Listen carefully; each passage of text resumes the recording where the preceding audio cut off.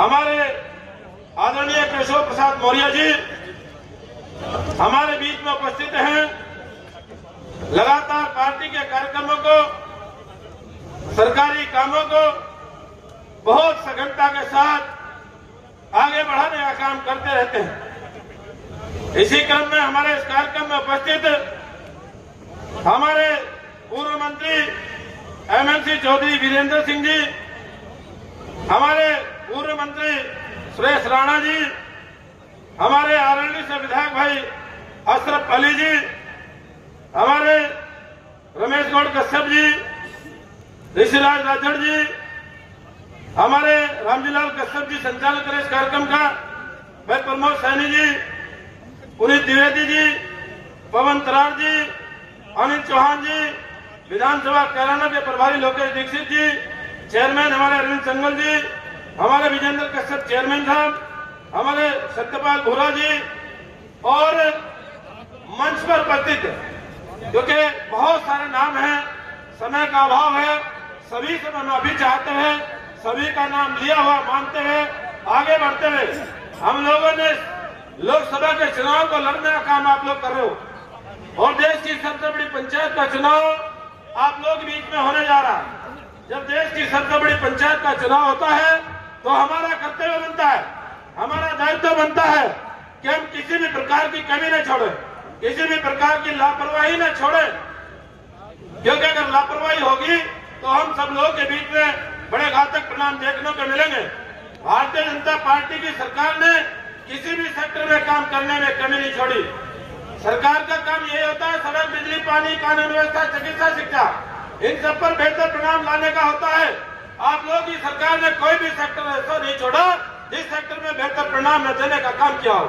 साथियों, ये बात आप लोगों के सम्मुख रही है।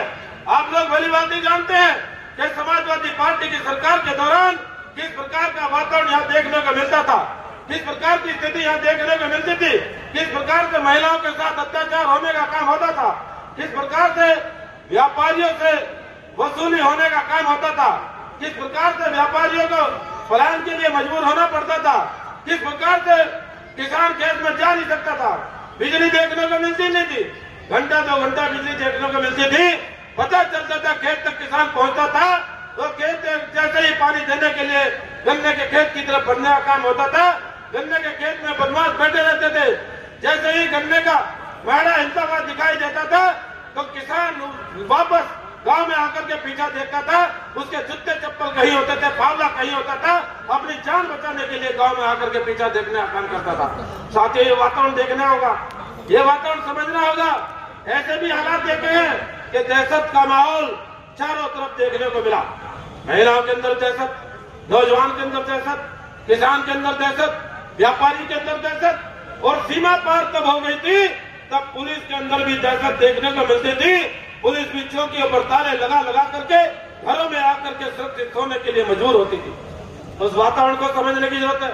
आज आप लोगों की भारतीय जनता पार्टी की सरकार ने इतना अच्छा वातावरण देने का काम किया है, इतना अच्छा डेवलपमेंट करने का काम किया है, हर सेक्टर में आप लोगों की सरकार ने परिणाम देने का काम किया है, किसी भी सेक्टर में कोई भी कमी नहीं छोड़ी।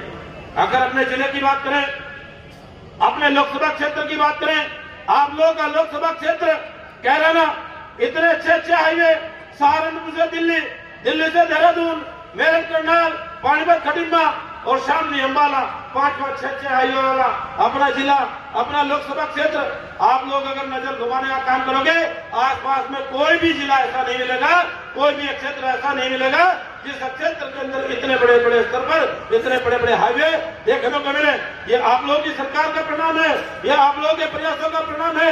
आज अगले जनपद शामली के अंदर स्टेडियम भी बनने जा रहा, नवोदय विद्यालय बन चुका, मामोल झील का बहुत बड़ी समस्या यहाँ पर देखने को मिलती थी, उसका परिणाम देखने को मिला।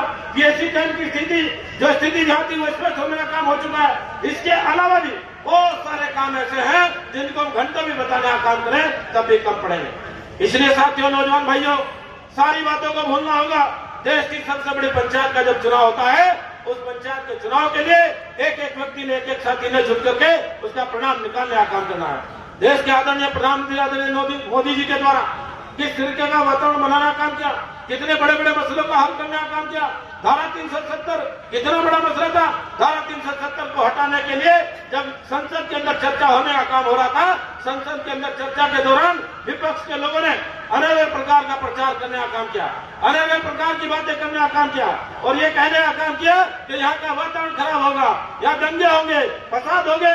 लेकिन आप लोगों की भारतीय जनता पार्टी की सरकार ने धारा 370 को भी हटाने का काम किया, धारा 370 को भी हटाने का काम किया और देश के अंदर जरा सा भी वातावरण खराब होने का काम नहीं होने दिया। इसी प्रकार से राम मंदिर का निर्माण की बात, राम मंदिर का भव्य वातावरण को लेकर के बहुत लंबे समय से लोग इंतजार में थे कि हमें भव्य राम मंदिर का निर्माण होते हुए हम देख पाए। आप सब लोग खुशनसीब हो, हम सब लोग खुशनसीब हैं इस बात के लिए कि ये राम मंदिर का निर्माण आप लोगों के समय में हो पा रहा है, आप लोगों की पीढ़ी के दौरान हो पा रहा है।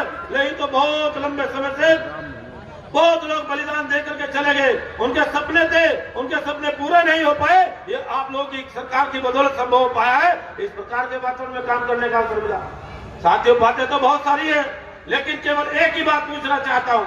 आप लोगों के पास तो बहुत सारी फहरिस्त है, बहुत लंबी सूची ऐसी है जिन उपलब्धियों को बताते हुए हम लोग घंटों बीत जाएगा, 1.5 घंटा लग जाएगा। लेकिन केवल एक ही बात पूछना चाहता हूँ, समाजवादी पार्टी की सरकार के दौरान की एक उपलब्धि पूछ लेना। जो दल आज आप लोगों के सामने चुनाव लड़ने का काम कर रहे, उन दल के लोगों से एक ही उपलब्धि पूछ लेना कि सरकार के दौरान की एक उपलब्धि बता दो। एक भी उपलब्धि उनकी देखने को नहीं मिलेगी। जिस प्रकार का वातावरण उन्होंने यहाँ खराब करने का काम किया, उनकी उपलब्धि लोगों को तंग करना, लोगों को परेशान करना, महिलाओं के साथ अत्याचार करना, गुंडागर्दी को जन्म देना, गुंडों के माध्यम से थाने तहसीलों को चलाने का काम किया जाता रहा। उनसे बचने की आवश्यकता है, सावधान रहने की आवश्यकता है और फिर से मोदी जी को सरकार बनाने के लिए एक साथी से मैं निवेदन